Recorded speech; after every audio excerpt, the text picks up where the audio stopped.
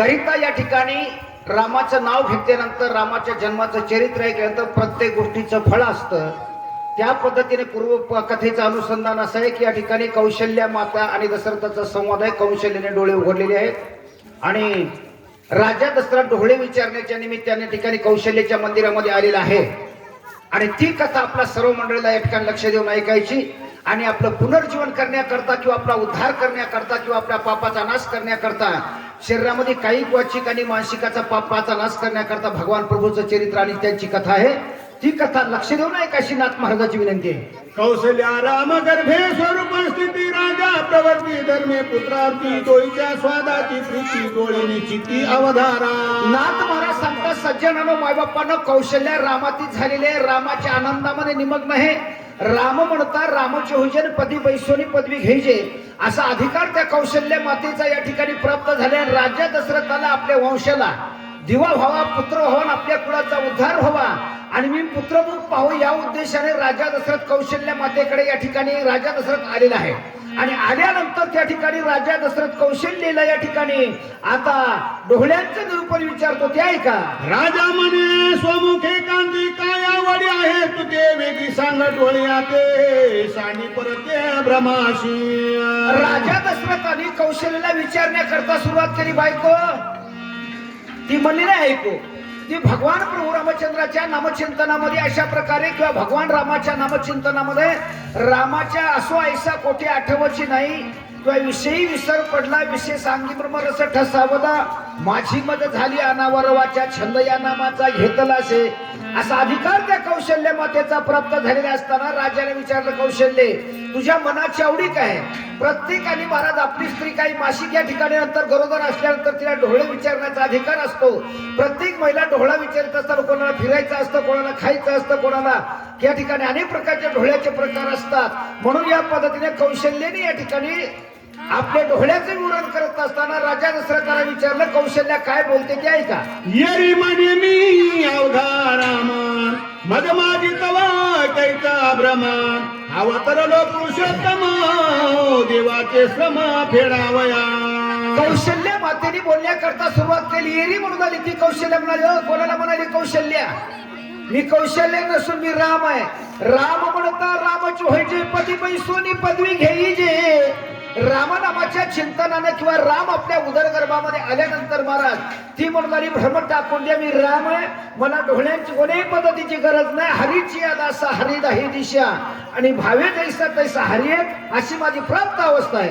ऐकोणी शंकी दे राय मनेशी झाले तरी काय आपापल्या ते पाहे सावधान होय प्रिय तू. राजाचा विचार होता स्वधर्माप्रमाणे बायकोनं बायकोच्या नियमानं बोलावं किंवा पतीनं पत्नीने त्या नियमानं बोलावं हा विचार राजाच्या मनातला होता.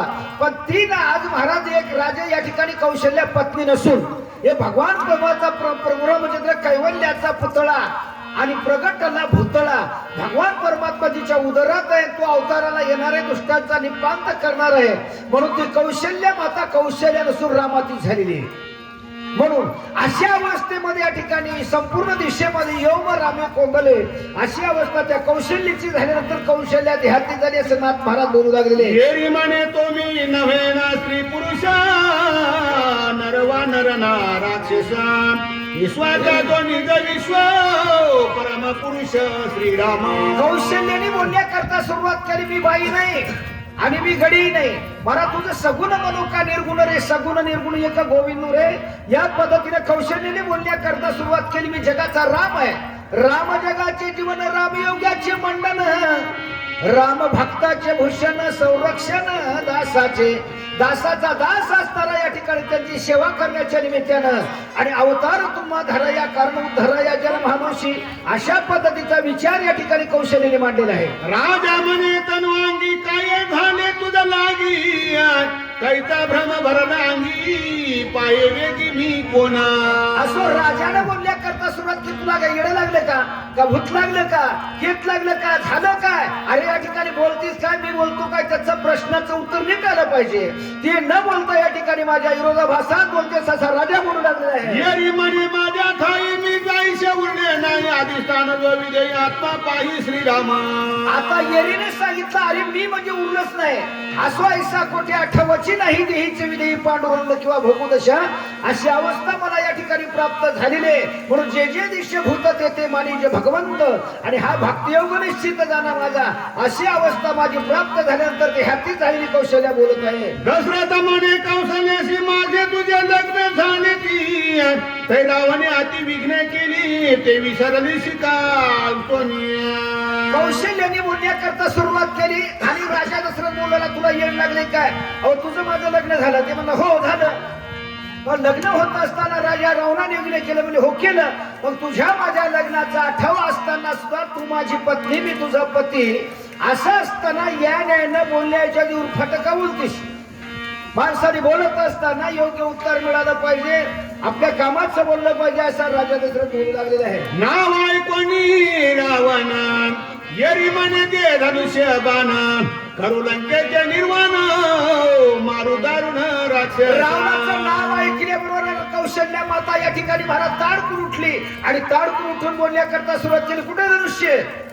आणि रे धनुष्य मारीन रावणा, लंका विभीषणा देईन मी. अशा पद्धतीचं कार्य पार पाडायचं अशी कौशल्या बोलू लागली.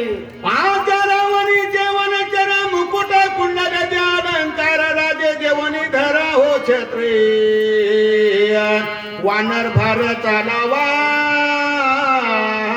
अशा रीतीने या ठिकाणी वानर भात चालवण्याकरता मुकुटाना छत्राना विभीषणाला राज्याभिषेक करा, आणि लंकेच्या रावणाचा निपांत करण्याकरता या ठिकाणी समुद्राला बुजवून तारिया शेदळ जे उदकावरीचे दगड, दोहा न करील काही कार्यजीन व्हाना पायी, अशा पद्धतीचं कार्य करण्याकरता बोलू लागले. केवता गेणारे हनुमंत अंगद सुग्रीवा जांबवंत, धुनी रावणाची हो माते, जगा आता उरली शे.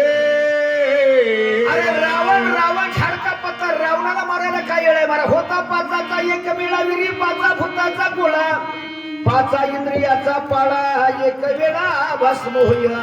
हनुमंतराव कुठे म्हणले? हनुमंतराच्या साह्याने या ठिकाणी दगड आणून पुलाचं बांधकाम करायचं, आणि रे धनुष्य मारीने रावणाला मारण्याकरता महाराज या ठिकाणी पुलाचं बांधकाम करायचं, नळनिळ्याला बोलून घ्यायचं, अशा पद्धतीने बोलू लागलेलं आहे. आदोनी वज्र देही निजागडा, कुचे घालून या वेडा, लंका जाळा रे भडभडा,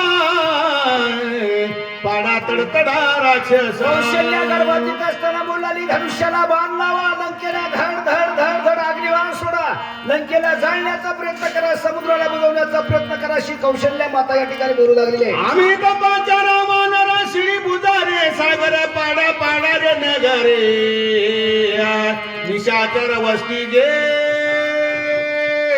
वानराला बोलवा, शिळाला समुद्र बुडण्याचं या ठिकाणी काम करा, वानरा नगराला येडा घालण्याचं काम करा, जगात रामाचं राज्य आणण्याचा प्रयत्न करा, अशी कौशल्या या ठिकाणी बोलू लागलेली. हे होते गेले रे जुटपती लंका उधारे हातोहाती, पाडा पाडा रे चारी भिंती, दुर्गा किती आमाशी.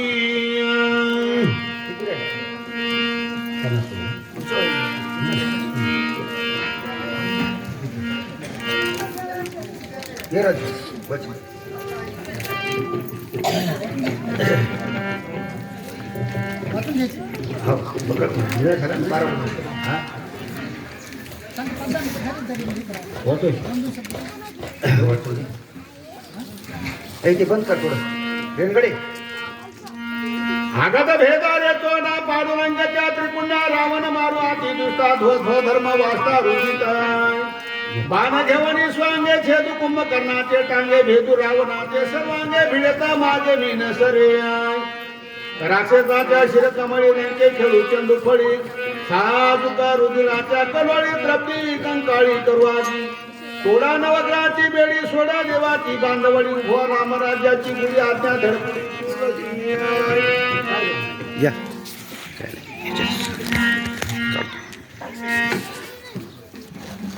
तुम्ही